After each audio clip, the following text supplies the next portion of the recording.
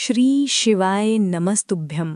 18 अक्टूबर 2025 को धनतेरस का पावन पर्व आने वाला है और इस दिन हम सभी अपने घरों में धन धान्य और समृद्धि की कामना करते हैं। लेकिन दोस्तों, क्या आप जानते हैं धनतेरस से पहले घर से कुछ चीज़ें हटाना बहुत ज़रूरी होता है। अगर नहीं तो आज मैं आपको बताता हूँ उन 5 चीज़ों के बारे में जिन्हें घर से निकाल देना चाहिए।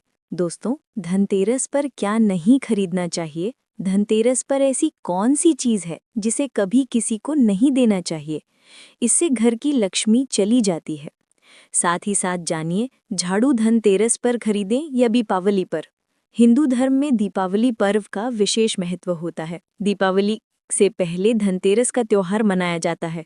धर्मशास्त्रों में उल्लेख है कि खास तौर पर धनतेरस के दिन धनवंतरी और माता लक्ष्मी की पूजा करने से जीवन में कभी धन की कमी नहीं होती। इस दिन भगवान कुबेर की पूजा भी की जाती है। दोस्तों, क्या आप जानते हैं धनतेरस पर ऐसा क्या नहीं खरीदना चाहिए जिससे कि माता लक्ष्मी नाराज ना हो? साथ ही साथ धनतेरस पर अपने घर की एक चीज़ कभी किसी को मत देना। हमने गलती से ये चीज़ किसी को दे दी थी तो उसका हर्जाना हमें भरना पड़ा था, लेकिन अब सब ठीक है और यहाँ पर आप ऐसी गलती मत करना। धनतेरस पर ऐसी झाड़ू भी कभी मत लाना, इससे घर में धन की कमी होने लगती है। धनतेरस पर ऐसा खाना भी कभी घर में मत बनाना। तो आइए शुरू करते हैं। धनतेरस धन का दिन यानी धन के आगमन का दिन माना गया है। इस दिन समस्त संसार में धन की उत्पत्ति हुई थी। माना जाता है कि खास तौर पर धनतेरस के दिन लोहा नहीं खरीदना चाहिए, क्योंकि इस समय राहु काल होता है। राहु काल में जो लोग लोहा खरीद लेते हैं तो उसके घर में राहु काल का वास हो जाता है तथा राहु केतु का वास हो जाता है। इससे जीवन भर दुखों का सामना करना पड़ता है, क्योंकि धनतेरस के दिन धन की उत्पत्ति हुई थी, ना कि लोहा। इसीलिए इस दिन तांबा, पीतल, सोना, चांदी, हीरा, मोती खरीदने का रिवाज है, क्योंकि धन देवता जब प्रकट हुए थे तब अपने हाथों में कीमती धातु का कलश लेकर प्रकट हुए थे। इसी कारण धनतेरस के दिन लोहा नहीं खरीदा जाता। कई लोग ऐसे हैं जो धनतेरस पर बर्तन आदि खरीदते हैं, लेकिन ये शुभ नहीं माना जाता, क्योंकि स्टील लोहे का ही स्वरूप है। इतना कहने के बाद भी धनतेरस के दिन लोहा खरीदते हैं। लोहा नहीं खरीदना चाहिए, बल्कि कुदरत से बना पीतल, तांबा, सिल्वर, हीरा, मोती, सोना, चांदी ही खरीदना चाहिए। दोस्तों, अगर आप ऐसा करोगे तो इससे आपके घर में राहु काल का प्रवेश हो सकता है, आपके शुभ कार्य भंग हो सकते हैं। इस बात को बहुत कम ही लोग जानते हैं। जो जानते हैं वो ये गलती नहीं करते। धनतेरस के दिन जितना ज़्यादा हो सके घर को अच्छे से साफ करना चाहिए। याद रहे, गंगा जल का छिड़काव अवश्य करें। इससे माता लक्ष्मी का आगमन होता है। घर में कबाड़ खाना, टूटे फूटे बर्तन बाहर फेंक देना चाहिए, या पुराने टूटे बर्तन के द्वारा नए बर्तन भी खरीद सकते हैं। घर से टूटी हुई खाट भी हटा देना चाहिए। टूटा हुआ कंघा तथा आईना भी हटा देना चाहिए। मकड़ी के जाले हटा देना चाहिए। कटे फटे जूते चप्पल बाहर फेंक देना चाहिए। शास्त्रों के अनुसार माना जाता है कि धनतेरस के दिन लोहा दान करने से शनि शांत होते हैं।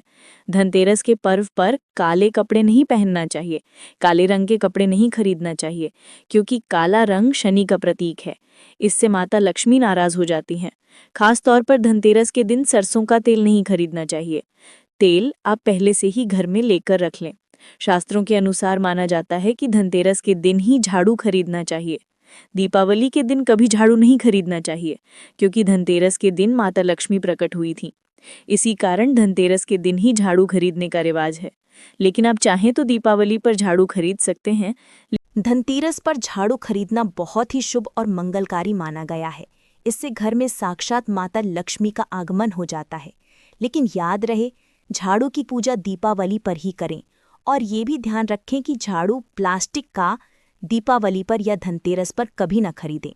प्लास्टिक का झाड़ू माता लक्ष्मी का प्रतीक नहीं मानी गई है। प्लास्टिक राहु से संबंधित होती है। यदि आप प्लास्टिक का झाड़ू लेंगे, समझो आप राहु केतु को अपने घर में लेकर आ रहे हैं। आपका घर नष्ट हो सकता है। दोस्तों, माना जाता है कि इस दिन धनिया घर में अवश्य लाना चाहिए। धनिया धन के देवता का प्रतीक है। इस दिन गमले में या किसी मिट्टी में धनिये के बीज डाल देने से उसमें जो हरियाली आती है, उससे ये पता चलता है कि धन के देवता आपसे बहुत प्रसन्न हैं। माता लक्ष्मी आपको माला माल करने वाली है, शीघ्र ही धनवान बनाने वाली है। आपकी गरीबी, दुख, दर्द और बुरे दिन खत्म होने वाले हैं। धनिये से निकलने वाली हरियाली में 1 का सिक्का जरूर डालें। इससे घर में सुख समृद्धि आती है और संपन्नता बनी रहती है। धनतेरस का पर्व सफल हो जाता है। लेकिन याद रहे, धनतेरस के दिन धनिया कभी किसी को मत देना, नहीं तो आपके घर का धन हमेशा के लिए जा सकता है। भगवान धन्वंतरी आपके घर का त्याग कर सकते हैं। धनतेरस के दिन कभी किसी को उधार पैसा मत देना या उधार लेना भी नहीं चाहिए। धनतेरस के दिन घर का चावल कभी किसी को नहीं देना चाहिए, क्योंकि चावल को माता लक्ष्मी का प्रतीक माना गया है। धनतेरस के दिन अपने घर की लक्ष्मी की कोई भी प्रतिमा, गणेश की प्रतिमा या कोई भी देवी देवता की मूर्ति कभी किसी को नहीं देना चाहिए। इससे आपके जीवन में खट्टा असर आ सकता है, धन की हानि तथा धन की कमी हो सकती है, क्योंकि इस समय अपने घर की ईश्वर की कोई भी प्रतिमा घर से बाहर जाने पर ईश्वर का आशीर्वाद कम हो जाता है। इस समय ईश्वर घर में आते हैं। चैनल को सब्सक्राइब करें, लाइक जरूर करें। धनतेरस के दिन कांच नहीं खरीदना चाहिए, लोहा नहीं खरीदना चाहिए, चाकू छुरी या कोई भी धारदार वस्तु नहीं लाना चाहिए। इन वस्तुओं का घर में प्रवेश होना बहुत ही अशुभ माना गया है। महाराज, धनतेरस पर इन चीजों को कभी नहीं खरीदना चाहिए। धनतेरस के दिन कभी किसी से उधार पैसा मांगकर खरीदारी नहीं करना चाहिए। इससे आपको फल नहीं मिलेगा। कर्ज लेकर धनतेरस का पर्व मनाना शुभ नहीं माना जाता है। इससे माता लक्ष्मी नाराज हो जाती हैं और उल्टा घर में धन की कमी होने लगती है। शास्त्रों के अनुसार धनतेरस के पर्व पर लहसुन और प्याज का खाना नहीं बनाना चाहिए।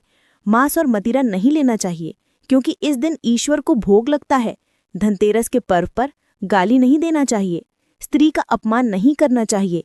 इससे धीरे धीरे धन की हानि होने लगती है और घर में परेशानियों का आगमन होता है। खास तौर पर धनतेरस के दिन खाने में धनिया बीज अवश्य डालें, बहुत ही शुभ माना गया है। इससे घर में धन का आगमन होता है। धनतेरस के पर्व पर गाय को हरा धनिया खिलाने से बड़ा ही लाभ प्राप्त होता है। आपके जीवन में कभी कोई दुख संकट नहीं आती। गाय को हरा चारा खिलाने से ही रोटी आदि खिलाने पर धन देवता प्रसन्न होते हैं, क्योंकि इस दिन समस्त संसार में गाय की पूजा भी की जाती है। इस दिन गाय सर्वश्रेष्ठ पूजनीय मानी गई है। इस दिन गाय के चरण छूने से मनुष्य को 33 कोटि देवी देवताओं का आशीर्वाद प्राप्त होता है। इस समय देव शक्तियां सक्रिय होती हैं। दोस्तों, ये मौका आप कभी न छोड़ें। इस समय आप जो भी मांगेंगे वो मुराद अवश्य पूरी होगी। धन्यवाद।